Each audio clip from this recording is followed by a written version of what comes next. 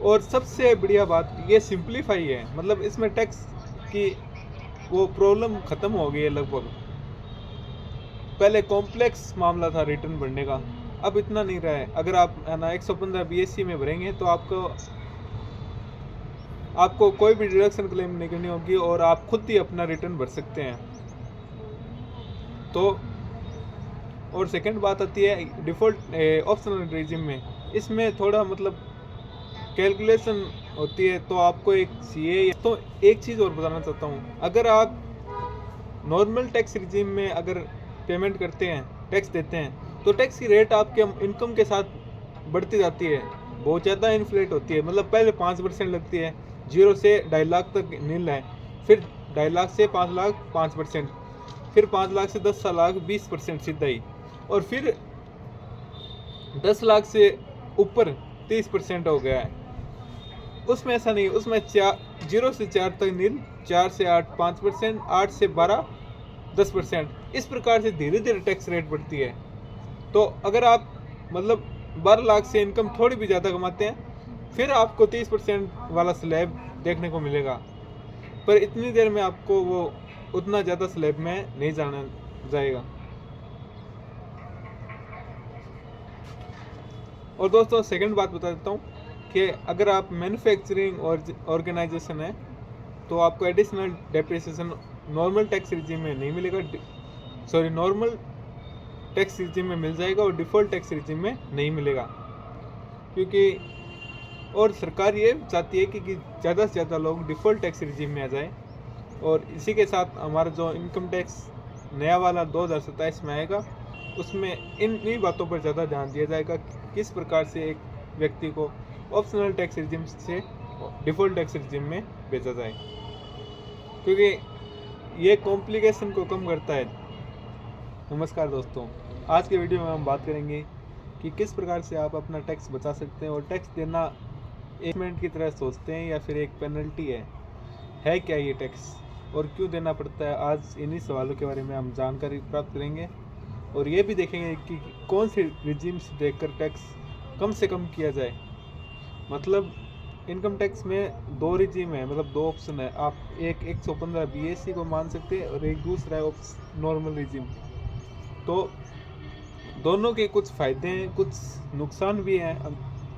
तो दोनों के बारे में हम इस वीडियो में जानकारी प्राप्त करेंगे, और साथ साथ में ये भी जानने की कोशिश करेंगे किस प्रकार से। दोस्तों शुरू करते हैं आज का वीडियो। तो दोस्तों सबसे पहले मैं आपको बता देता हूँ कि टैक्स कोई पनिशमेंट नहीं है, ये हमारे लिए ही फ़ायदेमंद है, क्योंकि सरकार को भी कुछ पैसे चाहिए उसे पूरा देश चलाने के लिए। जैसे कि एकेडमी में, डिफेंस एकेडमी देख लो आप, हर साल फौजियों को हर महीने पैसे भेजे जाते हैं, तो ये पैसे आएंगे कहाँ सरकार के पास। और अगर हम टैक्स नहीं देंगे तो हमारी डिफेंस एकेडमी स्लो हो जाएगी, जिससे सरकार के पास फंड अवेलेबल नहीं होगा उस सैलरी को पे करने के लिए। तो आज की वीडियो में हम इन्हीं बारे में जानने की प्रयास करेंगे। तो सेकंड बात पर आती है स्कूल भी आप देखते होंगे, सरकारी स्कूल बहुत सारे होते हैं, और उनको सरकारी अध्यापक को देने वाली सैलरी भी एक सही लेवल की होती है। तो ये सैलरी का पैसा भी कहाँ से आएगा, स्कूल भी चलानी होती है, रेलवे चलाना होता है। आज लगभग रेलवे घाटे पर ही चल रहा है सरकार का, फिर भी सरकार हर बजट में कोशिश करती है कि फ़ायदेमंद हो।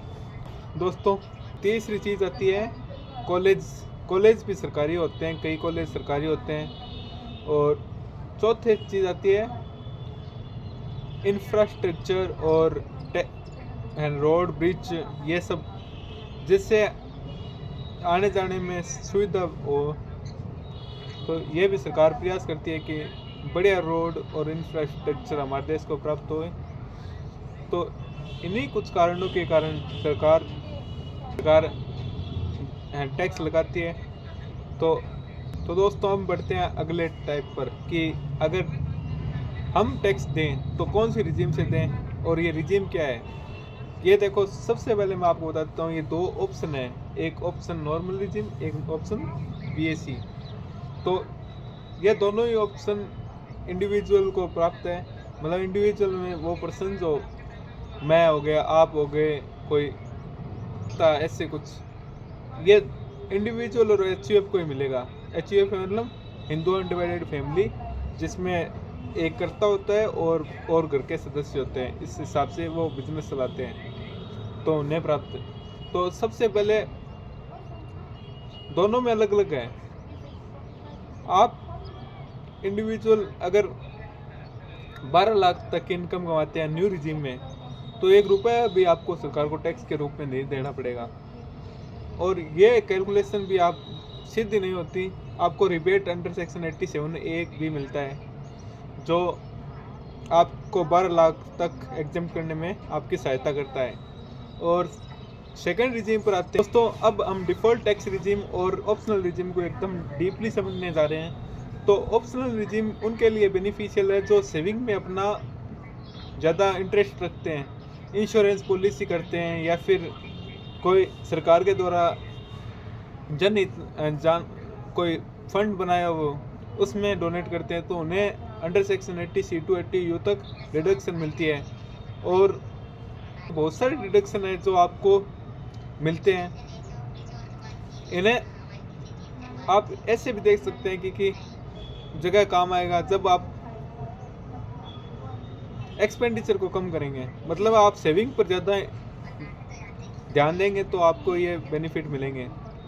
और सेकंड बात पर आती है अंडर 115 BAC।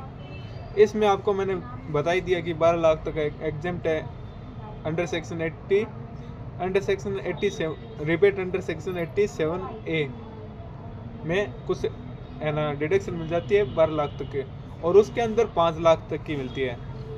तो इसमें बेनिफिट ये है कि आप एक्सपेंडिचर पर ज़्यादा ध्यान देता है, क्योंकि सरकार ये इसलिए बनाए कि आज के युवा ज़्यादातर एक्सपेंडिचर में ज़्यादा ध्यान देते हैं। तो सरकार ये या फिर कोई टैक्स प्रिपेयर के पास से रिटर्न भरानी होती है, क्योंकि आप इसमें खुद नहीं भर सकते। खुद भरोगे तो आपको वापस आ जाएगी वो रिटर्न, तो दिक्कत हो सकती है, क्योंकि हम पूरी तरह इंश्योर नहीं होते कि कौन सी डिडक्शन लेनी है कौन सी नहीं लेनी। अगर आप एक चार्टेड अकाउंटेंट से भराते हैं तो उससे नॉलेज होती है इस बात की कि कौन सी डिडक्शन लेनी है कौन सी नहीं लेनी। तो दोस्तों इसी के साथ मिलते हैं नेक्स्ट वीडियो पर। अगर आपको मेरी कोई मिस्टेक लगी है तो मुझे कमेंट करके बताएं, और यह भी इंश्योर करें कि आप मेरे से जुड़ पाएँ, आप सब्सक्राइब भी कर लें अगर आपको अच्छा लगे तो।